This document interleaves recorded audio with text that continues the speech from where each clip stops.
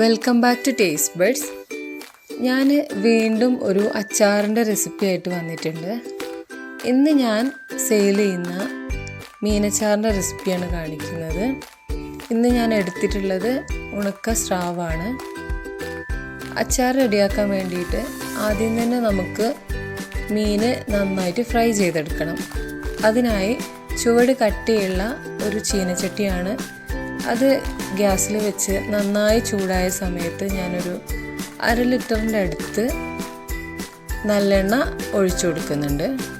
ഒരു 2 മണിക്കൂർ മുന്നേ കുറച്ച് സമയം വെള്ളത്തിലിട്ട് വെച്ച് ഉപ്പൊക്കെ കളഞ്ഞ് കഴുകി ഡ്രൈൻ ചെയ്ത് വെച്ചിട്ടുള്ള ഉണക്ക സ്രാവാണിത്.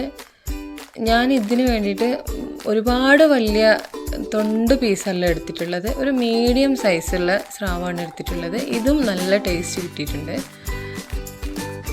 ഒരുപാട് സമയം ഉപ്പ് കളഞ്ഞെടുക്കണമെന്ന് നിർബന്ധമില്ല, എന്നാലോ ആ കട്ടി ഉപ്പ് ഒന്ന് കളഞ്ഞെടുക്കുന്നത് നല്ലതാണ്. അങ്ങനെ തിളച്ച് കിടക്കുന്ന എണ്ണയിലേക്ക് ഞാൻ സ്രാവ് മുങ്ങിക്കിടക്കുന്ന രീതിയിൽ ഇട്ട് കൊടുത്ത് നന്നായിട്ട് ഡീപ്പ് ഫ്രൈ ചെയ്തെടുക്കുന്നുണ്ട്. അങ്ങനെ 3-4 ബാച്ചുകളായിട്ട് നമ്മൾ എടുത്തു വെച്ചിട്ടുള്ള മുഴുവൻ മീനും നന്നായിട്ട് ഫ്രൈ ചെയ്ത് കോരിയെടുക്കാം. ഞാനിവിടെ 1.5 കിലോ മീൻ കൊണ്ടുള്ള അച്ചാറാണ് റെഡിയാക്കി എടുക്കാൻ പോകുന്നത്.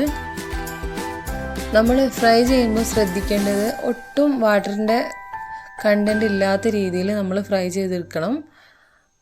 നമ്മളിങ്ങനെ കുലുക്കി നോക്കുന്ന സമയത്ത് മീനിങ്ങനെ പാത്രത്തിൽ തട്ടി ഇങ്ങനെ ഒച്ചുണ്ടാവുന്ന ആ ഒരു പരുവത്തിൽ വേണം ഫ്രൈ ചെയ്തെടുക്കാൻ വേണ്ടിയിട്ട്. അങ്ങനെ മുഴുവൻ മീനിൻ്റെ കഷ്ണങ്ങളും ഞാൻ നന്നായിട്ട് ഫ്രൈ ചെയ്ത് കോരിയെടുക്കുന്നുണ്ട്.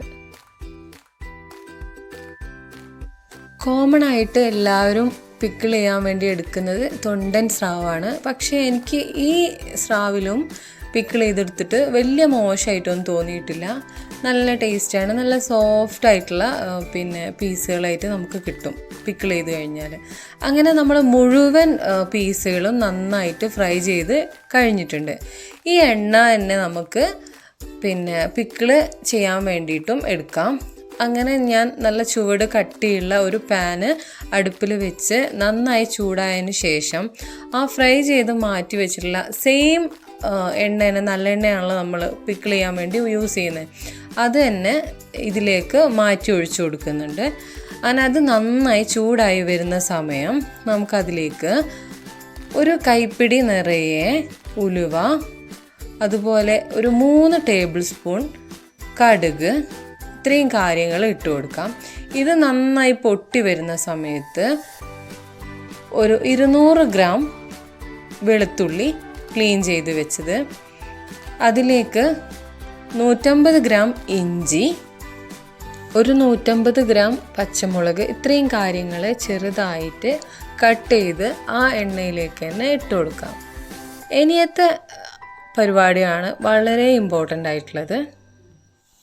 കാരണം നമ്മൾ ഇട്ട് കൊടുത്തിട്ടുള്ള ഇഞ്ചി, വെളുത്തുള്ളി, പച്ചമുളക്, ഇത്രയും കാര്യങ്ങളും അതുപോലെ ഞാൻ ഇതിലേക്ക് കറിവേപ്പിലയും ചേർത്ത് കൊടുക്കുന്നുണ്ട്. ഈ ഇട്ട് കൊടുത്ത എല്ലാ കാര്യങ്ങളും നല്ല രീതിയിൽ ഡ്രൈ ആയി വരുന്നവരെ, വാട്ടറിൻ്റെ കണ്ടൻറ്റ് നല്ല രീതിയിൽ ഒരു 3/4% കുറയുന്ന രീതിയിൽ നമ്മൾ നന്നായിട്ട് ഫ്രൈ ചെയ്തെടുക്കണം. ഇതിവിടെ ഓൾമോസ്റ്റ് റെഡി ആയി കഴിഞ്ഞിട്ടുണ്ട്. ഇനി ഇതിലേക്ക് ഞാനൊരു 5 ടേബിൾ സ്പൂണ് മുളക് പൊടിയും ചേർത്ത് കൊടുക്കുന്നുണ്ട്. ഇനി ഈ എണ്ണയിൽ കിടന്ന് തന്നെ ഈ മുളക് പൊടി നല്ല രീതിയിലൊന്ന് മൊരിഞ്ഞ് വരട്ടെ. ഞാനിതിലേക്ക് മഞ്ഞൾപ്പൊടി ഒട്ടും ചേർത്ത് കൊടുക്കുന്നില്ല. മുളക് പൊടി ഒട്ടും കരിഞ്ഞു പോകാനും പാടില്ല, എന്നാലും ഈ എണ്ണയിൽ കിടന്ന് നല്ല രീതിയിലൊന്ന് മൊരിഞ്ഞ് വരികയും വേണം. എന്നാൽ പിക്കിളിന് നല്ല കളറും കിട്ടും, അതുപോലെ നല്ലൊരു ടേസ്റ്റും കിട്ടുന്നതായിരിക്കും.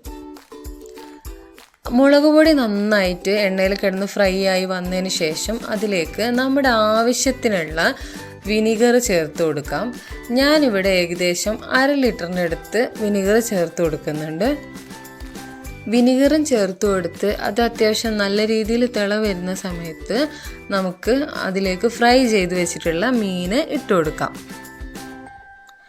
ഈ സമയം കൊണ്ട് തന്നെ നമ്മൾ ചേർത്ത് കൊടുത്തിട്ടുള്ള മുളക് പൊടിയൊക്കെ അത്യാവശ്യം ഒന്ന് വെന്ത് വരും.